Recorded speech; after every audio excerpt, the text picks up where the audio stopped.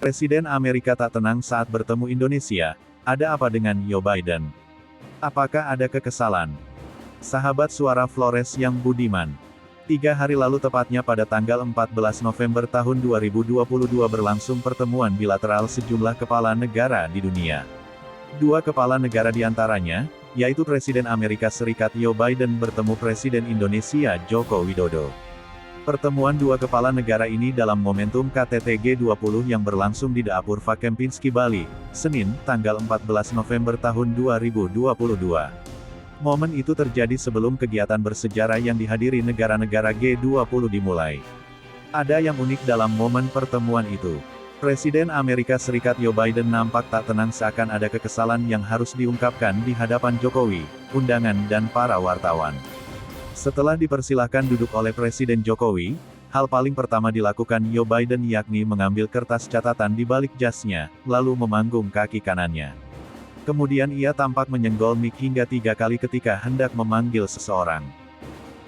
Kemudian Joe Biden menoleh ke kanan dan mengambil sebuah map warna hitam di atas meja. Ia lalu membuka map tersebut dan melihat-lihat sejenak. Uniknya lagi Joe Biden tak menyimpan kembali map tersebut di atas meja, tapi diletakkannya di bawah meja, di samping tempat duduknya atau menaruhnya di lantai. Menyaksikan suasana ini, para pekerja media spontanitas heboh dan mengabadikan suasana itu.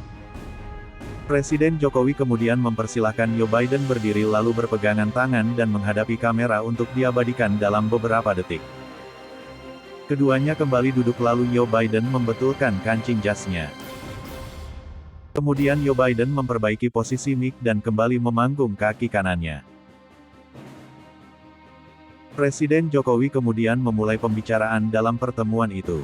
Adapun isi pembicaraan Jokowi dalam pertemuan tersebut, Presiden Jokowi menyampaikan terima kasih atas kehadiran Presiden Biden pada KTT G20 di Indonesia.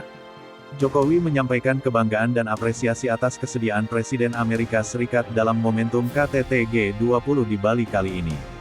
Presiden Jokowi mengatakan harapannya agar KTT G20 ini dapat menghasilkan kerjasama yang konkret.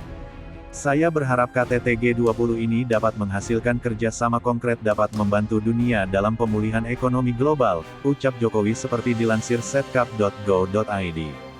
Indonesia berharap, semua negara G20 dapat memberikan fleksibilitas agar komitmen konkret hasil KTT dapat tercapai. Dalam pertemuan tersebut, Presiden Jokowi juga menyampaikan isu lain yaitu pentingnya kerjasama Indo-Pacific Economic Framework atau IPEF. Indonesia berkomitmen untuk memberikan dukungan dan berpartisipasi penuh pada IPEF. Bagi Indonesia, kerjasama konkret selalu menjadi acuan.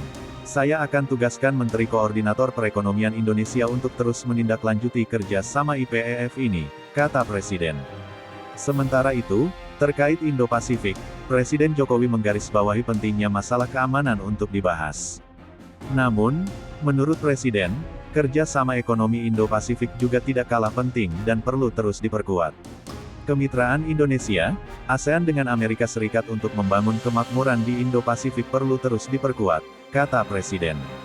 Demikian sahabat kami kabarkan untuk Anda.